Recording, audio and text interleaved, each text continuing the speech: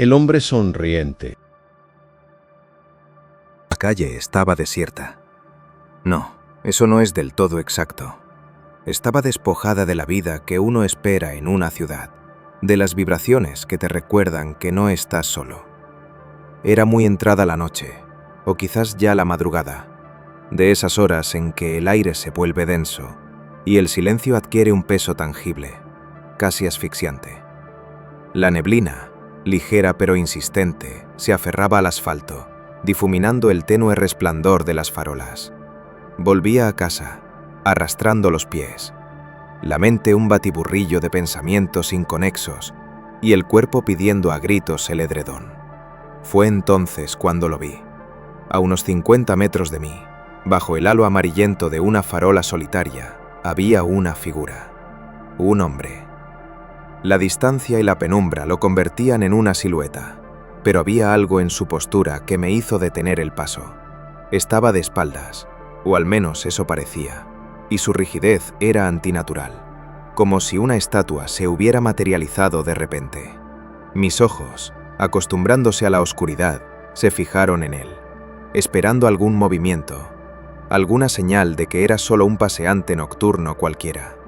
Y entonces se giró, lenta, casi imperceptiblemente, como una vieja veleta oxidada. Lo que vi me heló la sangre. No era la sonrisa jovial de un vecino, ni la mueca torcida de un beodo. Era algo que desafiaba la anatomía humana. Sus labios, estirados hasta un punto grotesco, revelaban una hilera de dientes que brillaban con una blancura inquietante. Pero lo peor eran sus ojos, cuencas hundidas, vacías, donde la oscuridad de la noche parecía haberse anidado para siempre. No había pupilas, ni iris, solo dos abismos que parecían absorber la poca luz que los alcanzaba. Y esa sonrisa, esa expresión fija, inalterable, como si hubiera sido grabada a fuego en su rostro, me estaba mirando, directamente a mí. Un escalofrío me recorrió la espina dorsal. Cada fibra de mi ser gritaba «corre». Aceleré el paso. La necesidad de escapar de esa visión era algo más que un instinto. Era una orden primordial. Apreté el ritmo, casi trotando, sintiendo la necesidad irracional de no mirar atrás. Mis pasos resonaban en el asfalto mojado, el único sonido en la quietud de la madrugada. Pero entonces lo escuché. Un crujido rítmico, como el roce de huesos secos, seguido de un leve chasquido que parecía romper el silencio. Era sutil, casi imperceptible, pero no lo bastante como para que mi mente asustada lo ignorara. Me giré. Mi corazón dio un vuelco. Ahí estaba. A la misma distancia, con la misma sonrisa horripilante, pero ahora bailaba. No era un baile, era una secuencia de movimientos espasmódicos, una contorsión lenta y perturbadora. Sus brazos se extendían con una lentitud exasperante, como si los hilos de una marioneta invisible se tensaran. Sus piernas se doblaban de formas imposibles, el cuerpo girando sobre sí mismo con una fluidez que no encajaba con su aparente rigidez. Cada movimiento parecía un desafío a las leyes de la física, una burla a lo natural. Y esa sonrisa, esa maldita sonrisa nunca flaqueaba, inmutable, grabada en un rostro que no mostraba otra emoción. Me miraba fijamente, moviéndose con una cadencia que no encajaba con la quietud mortal de la noche. Era como ver una pesadilla cobrar vida, danzando en la neblina. El pánico se apoderó de mí. No era el pánico que te paraliza, era el que te inyecta adrenalina pura. Empecé a correr de verdad, el corazón martilleándome las costillas con una fuerza brutal. ¿Qué era esa cosa? ¿Un loco? ¿Algo peor? No importaba. Solo quería que desapareciera, que esa visión se desvaneciera como una fiebre al despertar. Corrí sin aliento, sin mirar atrás, sin atreverme a hacerlo, convencido de que si lo hacía estaría más cerca. Pero la sensación de que esa sonrisa seguía a mi espalda, inmutable, persistente, era una carga más pesada que cualquier miedo que hubiera sentido antes. No era el sonido de pasos lo que me perseguía, sino la imagen grabada en mi retina, el eco de esa sonrisa en mi mente. Llegué a mi portal, tembloroso, las manos sudorosas. La llave, un objeto tan familiar, se volvió extraña y resbaladiza en mis dedos. La inserté con dificultad en la cerradura, mi respiración convertida en jadeos irregulares. Escuché un crujido, muy cerca, demasiado cerca. Cerré los ojos, giré la llave, abrí la puerta de un empujón y me lancé dentro, cerrando con doble vuelta y recostándome contra la madera helada, intentando recuperar el aliento. Mi espalda escocía como si hubiera sido golpeada. Pasaron minutos, o quizás fueron horas. El silencio de mi apartamento era asfixiante, un nuevo tipo de opresión, pero prefería 1000 veces esa quietud a la visión de esa figura.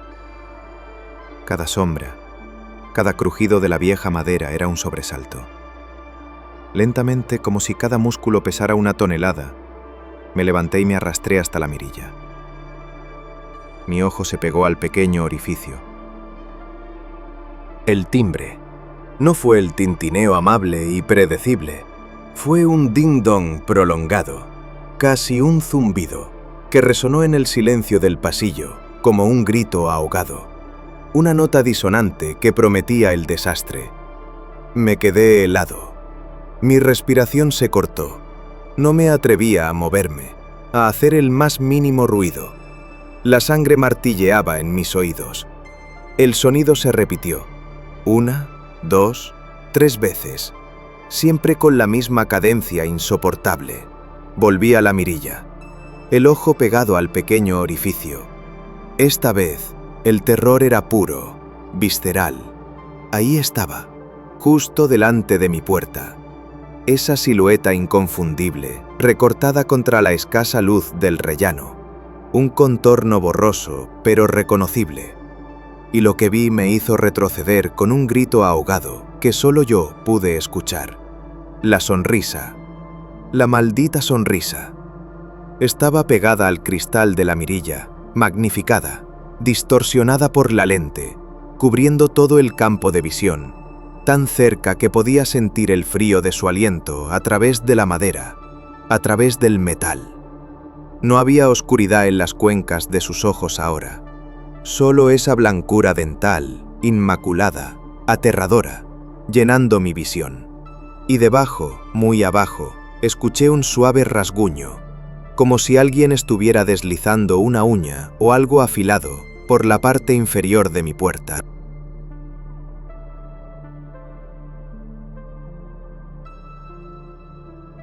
El diario de la habitación de al lado.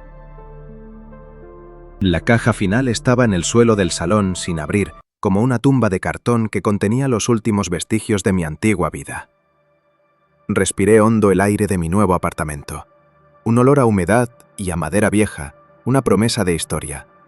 Era mi primer lugar propio, un pequeño piso en el 3er piso de un edificio con más años que yo, en un barrio tranquilo de Madrid. La emoción era palpable, una sensación de lienzo en blanco, de futuro. Desempaqué metódicamente, dedicando la tarde a colocar libros en estanterías y ropa en el armario. Fue al retirar un viejo cuadro, un paisaje descolorido que el casero había dejado, cuando lo noté.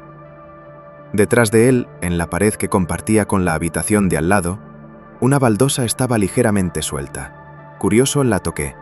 Cedió con un leve clac, y ahí en el hueco oscuro había algo envuelto en un paño amarillento. Mis dedos temblaron un poco al desenvolverlo. Era un diario, de tapas de cuero gastadas, con las hojas amarillentas y el lomo arrugado por el tiempo.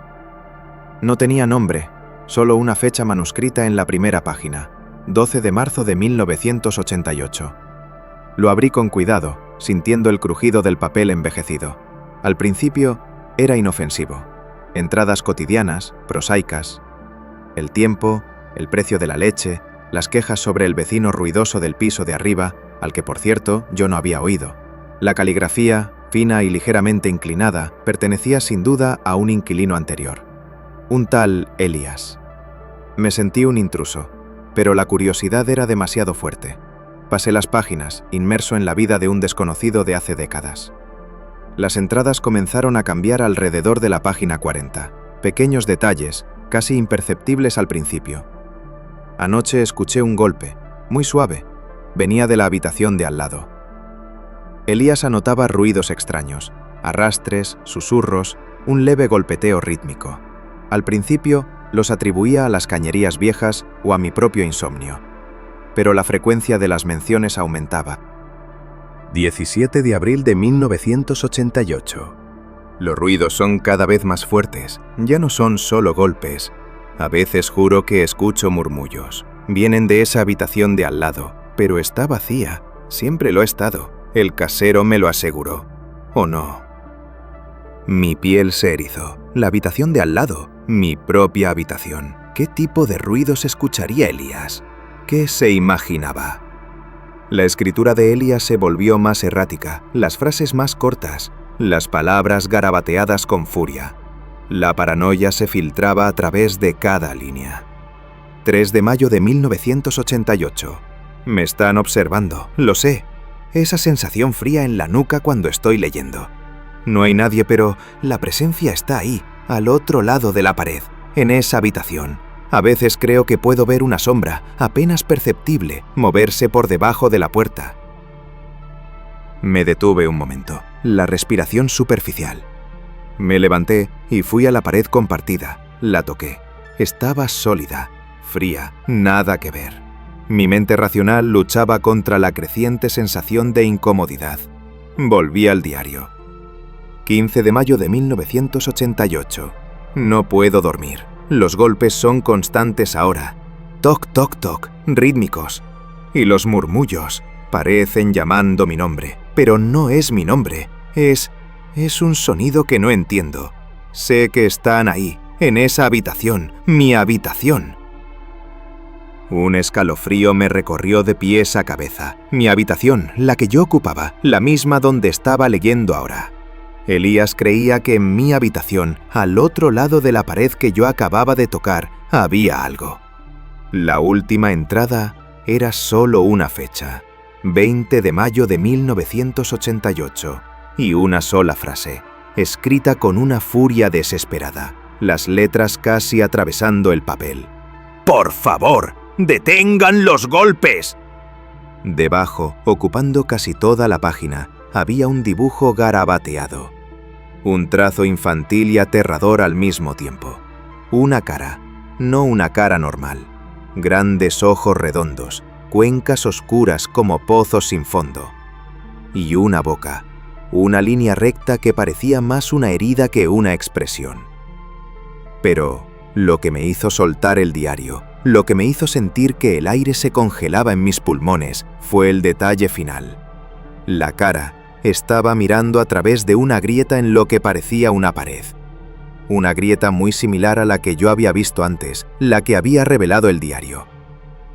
Caí al suelo, el diario abierto sobre las baldosas. Mi mente corrió, intentando unir los puntos. Elías se sentía observado desde la habitación de al lado. Escuchaba ruidos, murmullos, golpes. Creía que algo estaba en esa habitación. Su paranoia creciendo hasta el punto de la súplica. Y luego la verdad, la revelación helada que me golpeó con la fuerza de un puñetazo. La habitación de al lado, la que compartía pared con la mía, siempre había estado vacía. El casero me lo había dicho el primer día, riéndose de lo poco que se usaba ese espacio, una especie de trastero sin ventanas, sin muebles, vacía. Entonces, si la habitación de al lado siempre había estado vacía, ¿desde dónde escuchaba Elías los golpes? ¿Desde dónde lo observaban? ¿Quién era el origen de esa presencia que lo atormentaba? Mis ojos se posaron en la pared, en la baldosa que había quitado, en el hueco oscuro. Un escalofrío me recorrió. Si Elías escuchaba los golpes desde la habitación de al lado, y la habitación de al lado era mi habitación, entonces, ¿de quién era la habitación desde la que Elías escuchaba los golpes?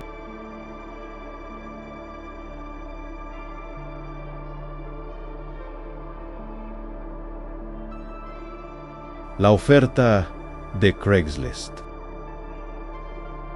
El saldo de mi cuenta bancaria me miraba con una expresión de desprecio silencioso.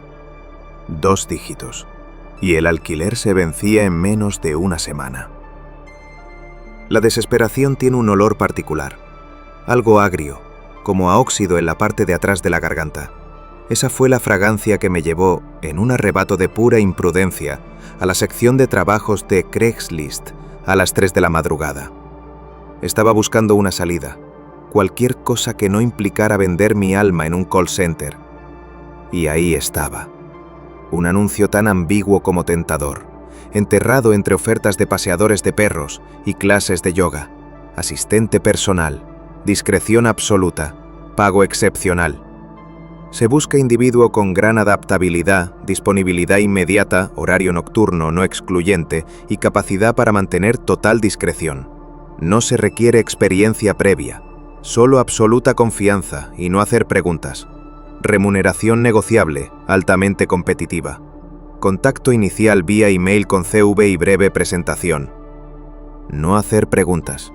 Esa frase debería haber sido una bandera roja ondeando al viento. Un letrero de neón parpadeante con la palabra peligro. Pero la parte de pago excepcional brillaba más. Mi cerebro, en modo de supervivencia, procesó: trabajo fácil, mucha pasta, sin experiencia. La voz de la cordura era un susurro ahogado por el rugido de mi estómago vacío. Envié el correo. La respuesta llegó a la mañana siguiente. Breve, concisa, sin detalles superfluos. Me citaba para una entrevista esa misma noche. La dirección me dejó helado. Un polígono industrial a las afueras de la ciudad, un lugar olvidado por Dios y los urbanistas, repleto de naves abandonadas y grafitis que parecían cicatrices en el hormigón. La hora, 23 solo. Demasiado tarde, pensé. Demasiado lejos. Pero el recuerdo del saldo de mi cuenta y la promesa de un sueldo astronómico ahogaron esas objeciones. Me dije a mí mismo que solo sería una entrevista, que si algo olía mal, me iría. La confianza del ignorante. Llegué al lugar exacto a la hora indicada. La nave era una mole oscura, sin una sola luz encendida, solo la tenue iluminación del polígono que creaba sombras danzantes. El aire era frío, cargado con el olor a metal viejo y humedad. Mi corazón latía a un ritmo errático. Estuve a punto de darme la vuelta, de ignorar la urgencia económica, de volver a la seguridad de mi colchón. Pero una camioneta oscura, con los cristales tintados, se detuvo silenciosamente a mi lado. La ventanilla del copiloto bajó apenas 1 centímetro. Una voz grave y monocorde que parecía salir de las profundidades de un pozo me indicó: «Sube, entrevista». No había luz para ver la cara del conductor. Solo oscuridad. Obedecí. La puerta se cerró con un clunk pesado que sonó demasiado final. El interior era sorprendentemente pulcro, casi aséptico. No olía a nada. El conductor era un hombre voluminoso, vestido con un traje impecable, incluso en la penumbra. Su rostro era inexpresivo, como tallado en piedra, y sus ojos, pequeños y penetrantes, me observaban con una intensidad inquietante. No me tendió la mano. No me dijo su nombre. «Entiendo que buscas empleo», comenzó, su voz sin inflexiones, «y has respondido a mi anuncio». Asentí, mi garganta seca. «Mi trabajo es muy específico. Requiere discreción, total, y una capacidad para adaptarse a situaciones inesperadas». Sus ojos no se apartaban de los míos. «No se hacen preguntas. Si las haces, no eres apto». «Lo entiendo», logré decir, aunque la palabra sonó hueca. «Bien». Hizo una pausa. La camioneta arrancó sin un sonido, deslizándose por las calles oscuras del polígono. No sé dónde íbamos. «Háblame de ti, no de tu experiencia laboral. Háblame de tus conexiones. ¿Tienes familia cercana? ¿Amigos íntimos? ¿Alguien que se preocupe si desapareces una semana?» La pregunta me descolocó. Mis alarmas internas se encendieron, esta vez con una furia innegable. «No entiendo la relevancia de eso para un puesto de asistente personal», dije, intentando sonar firme. El hombre ladeó la cabeza. «Ya haces preguntas. Mal, muy mal». Se detuvo la camioneta. Estábamos en medio de la nada. Un camino de tierra que no llevaba a ninguna parte, bajo un cielo sin estrellas. La oscuridad era absoluta. solo rota por la luz del salpicadero. Te voy a dar una pequeña demostración de lo que podría implicar el trabajo, dijo con esa voz plana. Alcanzó algo bajo su asiento, un objeto envuelto en tela. Lo desenvolvió lentamente. Lo que reveló era una caja de madera pulida, de unos 30 centímetros de largo, con una pequeña cerradura de latón. Parecía vieja, extrañamente pesada. Dejó la caja en el salpicadero, frente a mí. Mi trabajo, continuó, su voz bajando un tono hasta convertirse en un susurro gélido, a veces implica mover paquetes, paquetes que nadie debe ver, paquetes que nadie debe saber que existen. Y lo más importante, paquetes que no deben abrirse. Sus dedos se posaron sobre la caja. Mis ojos no podían apartarse de ella. De repente, el hombre sacó una pequeña llave de su bolsillo. La introdujo en la cerradura. El clic resonó en el silencio. Un sonido demasiado fuerte. «Hay una regla simple», dijo, mirándome de nuevo con esos ojos fríos. Si un paquete se abre, por la razón que sea, deja de existir, y el que lo abrió, también. Abrió la tapa de la caja, lentamente. Un hedor, un olor nauseabundo a almizcle, algo putrefacto y dulce a la vez, llenó el pequeño espacio de la cabina. Era un olor tan denso que casi pude saborearlo. Dentro de la caja, sobre un lecho de terciopelo oscuro, no había lo que esperaba. No era dinero, ni joyas, ni documentos. Era una masa informe y oscura del tamaño de un puño cerrado que parecía palpitar ligeramente en la penumbra. Parecía carne, pero de una textura y color que nunca había visto. Y en el centro, incrustado, había algo que relucía débilmente. Un fragmento, un hueso, demasiado pequeño para ser humano, demasiado irregular. Esta es la discreción. Su voz apenas audible. No ver, no oler, no preguntar, pero sobre todo, no abrir. Cerró la tapa de golpe. El clunk final. El hedor desapareció, pero su esencia permanecía grabada en mis fosas nasales. La camioneta permaneció inmóvil en la oscuridad.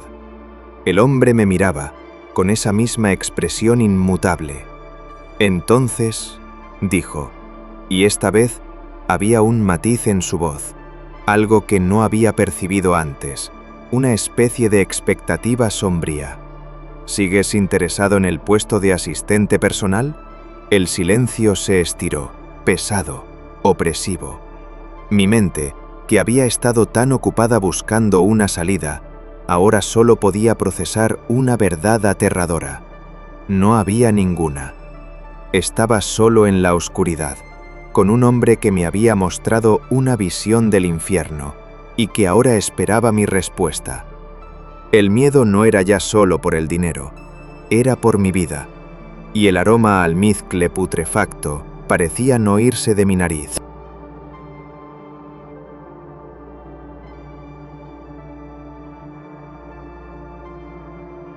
El canal de YouTube de Vlogs Olvidados. Era una de esas noches solitarias en las que Internet se convierte en tu único compañero. Navegaba por YouTube saltando de un vídeo viral a otro, cuando el algoritmo, en un acto de ironía retorcida, me sugirió un canal. Se llamaba Family Moments by the Millers, y apenas tenía unos cientos de suscriptores. La miniatura era la foto de una familia sonriente, una pareja joven y 2 niños pequeños, los 4 en un picnic bajo un sol radiante. Parecía inocuo, incluso un poco dulce. Curioso, hice clic. El primer blog, subido hace 12 años, se titulaba Nuestro primer día en la nueva casa. La cámara inestable y aficionada seguía a una joven pareja, Sarah y Tom, mientras sus 2 hijos pequeños, Lily y Sam, correteaban por un jardín recién segado. Las voces eran alegres, las risas genuinas. Eran los típicos blogs caseros, cumpleaños, vacaciones en la playa, excursiones al parque. Los niños crecían ante mis ojos en la pantalla. Sus dientes de leche daban paso a sonrisas más grandes, sus gateos a pasos firmes. Había algo reconfortante en verlos, casi nostálgico, como si estuviera viendo mis propios recuerdos lejanos. Me enganché. Me sumergí en el canal, reproduciendo los vídeos en orden cronológico, pasando de un año a otro. La calidad del vídeo y el audio mejoraban un poco, pero la esencia era la misma. Una familia feliz, documentando su vida. Sin embargo, a medida que avanzaba en el tiempo, noté las primeras grietas en la fachada. Pequeños detalles tan sutiles que al principio los descarté, como coincidencias o fallos de la cámara. En un blog de 2017, Vacaciones en la cabaña, Sara grababa a Lily, ya una preadolescente, recogiendo flores. Por un microsegundo en el extremo superior derecho del encuadre, justo detrás de un árbol grueso, juraría haber visto una figura oscura, inmóvil, observando. Parpadeé, rebobiné, ya no estaba. Debió ser una sombra, un truco de la luz. Meses después, en Preparando la cena de Acción de Gracias, 2018, Tom estaba bromeando con Sam mientras cortaba verduras. El audio de Tom era claro, pero detrás de su voz, casi inaudible, se escuchó un leve susurro, como un aliento frío. No era de Sam, no era de Sara. Parecía una voz gutural y distorsionada que decía algo que no pude descifrar. Algo que me heló el corazón por un instante. Pensé en un vecino, en el ruido de la calle, pero el sonido era demasiado íntimo, demasiado cercano a la cámara. Los cambios más notorios empezaron a manifestarse en el comportamiento de Sam, el hijo menor. A partir de finales de 2019, sus risas se volvieron menos espontáneas, sus ojos más distantes. En Día de Piscina, 2020, mientras Lily saltaba y gritaba, Sam se quedaba en la orilla, observando el agua con una mirada peculiarmente vacía.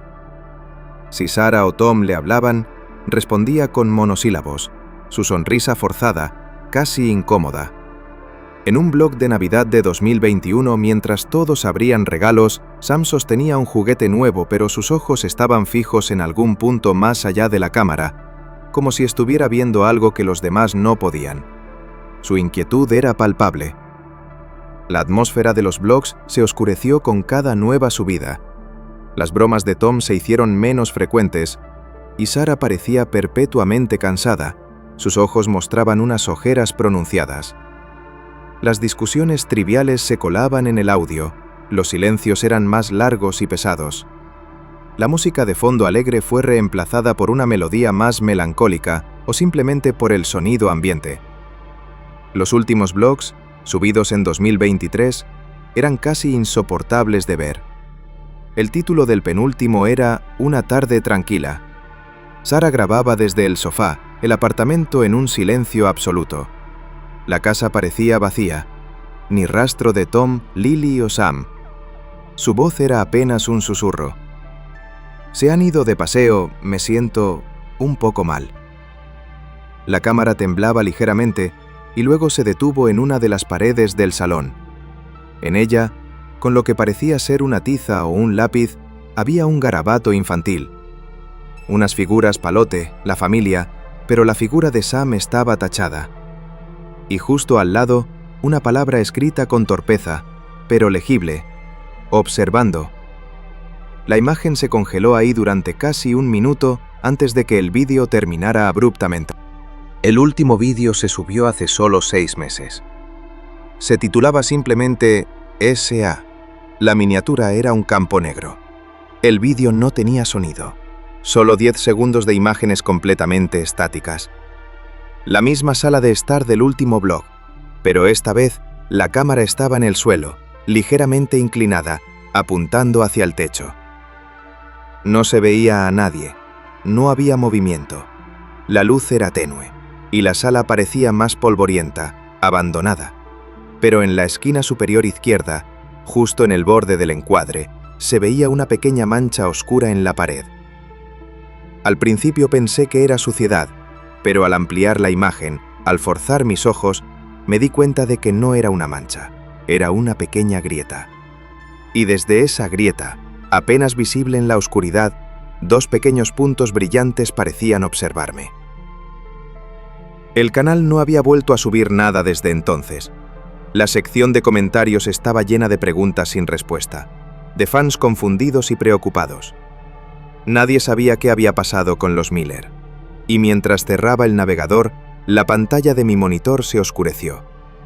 Mi reflejo apareció en el cristal, y detrás de mi reflejo en la oscuridad de mi propia habitación, en la pared que compartía con el apartamento de al lado, juraría haber visto, por un instante, un leve resplandor blanco, como dos pequeños puntos brillantes.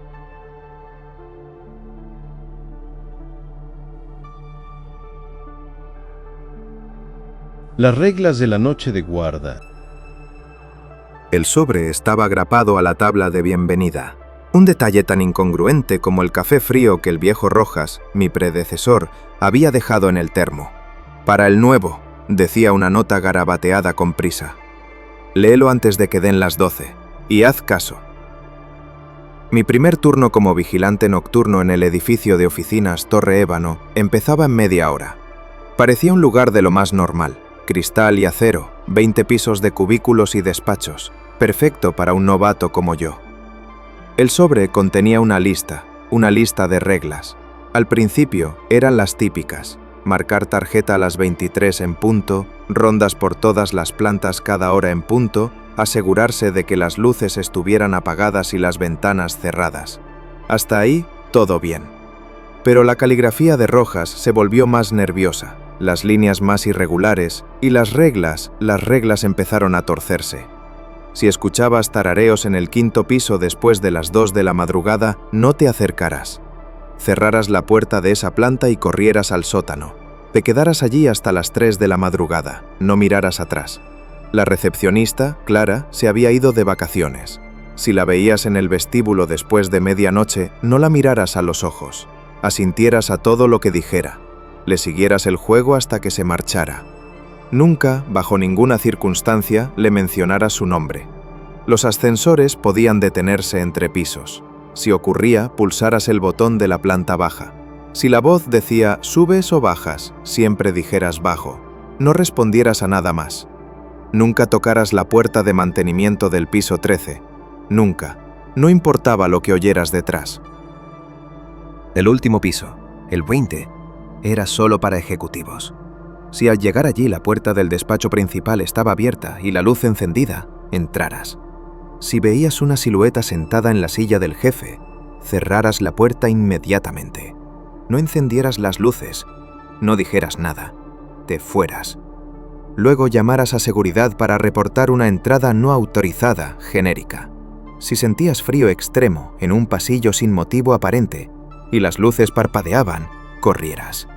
Simplemente corrieras en la dirección opuesta. A las 5 de la madrugada, la limpieza entraba por la puerta trasera. Te aseguraras de que nadie más entrara contigo. Si veías a alguien, lo describieras. Si esa persona no se ajustaba a la descripción del personal de limpieza, no lo dejaras entrar. Bloquearas la puerta y rezaras. Terminé de leer. El papel en mi mano temblaba. Rojas estaba loco. Era una broma de novato. Decidí que era lo segundo, pero una pequeña semilla de inquietud se había plantado en mi estómago. La primera ronda fue tranquila, la rutina reconfortante, el silencio de las oficinas, solo roto por mis pasos y el zumbido de los servidores. A las 0:30, mientras estaba en el 4º piso, escuché un sonido. Un leve, casi inaudible tarareo. Venía de arriba, del 5º piso. Mi corazón dio un vuelco. Recordé la instrucción: si escuchas tarareos en el 5º piso, no te acerques. Cierra la puerta de esa planta y corre al sótano. ¿Era una coincidencia? La curiosidad me picó. Era solo un tarareo, ¿verdad? Me acerqué cautelosamente a las escaleras que llevaban al 5º. El sonido se hizo un poco más claro, una melodía infantil, monótona y repetitiva. No era una voz masculina ni femenina, era algo que flotaba, sin origen claro. Llegué a la puerta. El sonido era ahora inconfundible. No era humano. Era demasiado perfecto. Cada nota idéntica a la anterior, sin la más mínima vibración de voz. Una melodía sin alma. Mi instinto me gritó que retrocediera. Cerré la puerta del 5º piso con un clunk resonante, y sin pensarlo 2 veces, corrí hacia el sótano, la adrenalina bombeando en mis venas. Me quedé allí, escondido entre calderas y cajas, tiritando, hasta que el reloj de mi móvil marcó las 3 de la madrugada. Cuando subí, el edificio estaba en silencio de nuevo. La instrucción se había cumplido, y yo, que había creído en la broma, ahora sentía un frío real. Mi segunda ronda me llevó al vestíbulo, y ahí estaba, sentada en el escritorio de la recepcionista, con el pelo oscuro y recogido, una mujer que parecía Clara. Pero era demasiado tarde. La instrucción se me clavó en la mente. No la miré a los ojos. Mis ojos se fijaron en un punto detrás de su cabeza. «Buenas noches», dijo su voz extrañamente plana. No era la voz chispeante que había escuchado en los mensajes del contestador. «Buenas noches», respondí, mi voz apenas un susurro. Vaya noche, ¿verdad? Mucho trabajo, ya sabes, lo de siempre. Demasiados archivos, hay que ordenarlos. Su tono era monótono, robótico. Necesito ayuda. ¿Podrías buscarme el expediente Miller? El verde. Mi mente gritaba que Clara estaba de vacaciones, que esto no era real, pero recordé la instrucción. Síguele el juego hasta que se marche. Claro, dije, fingiendo buscar en los cajones. Miller... Claro, el verde. Ella sonrió, o lo que parecía una sonrisa, un movimiento forzado de sus labios. La sonrisa no llegaba a sus ojos, que permanecían fijos, oscuros. Sé que lo tienes, no seas así, necesito el expediente. Me giré, fingiendo encontrar algo. Aquí está, lo dejo en su escritorio. Se levantó, lenta, muy lentamente, con una rigidez que no era humana. Gracias, has sido de gran ayuda. Mañana habrá más trabajo. Luego, con una lentitud escalofriante, se giró y se dirigió a las puertas giratorias, que se abrieron solas para ella. Desapareció en la noche.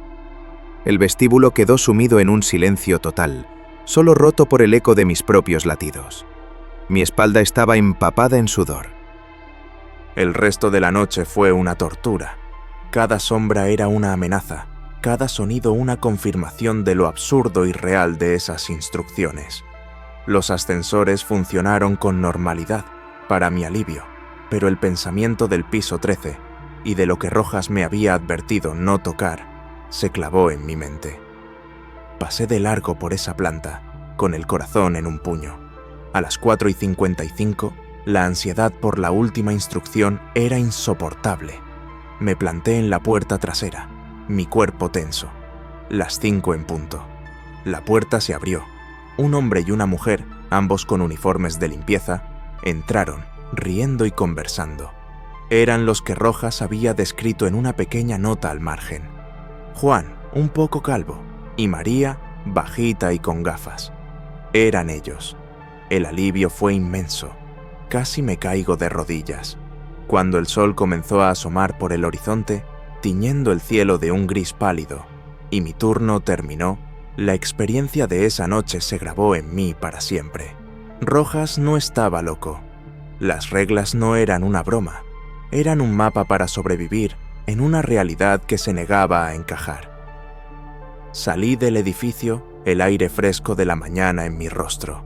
No volvería a mirar un edificio de oficinas de la misma manera. El siguiente vigilante recibiría el mismo sobre.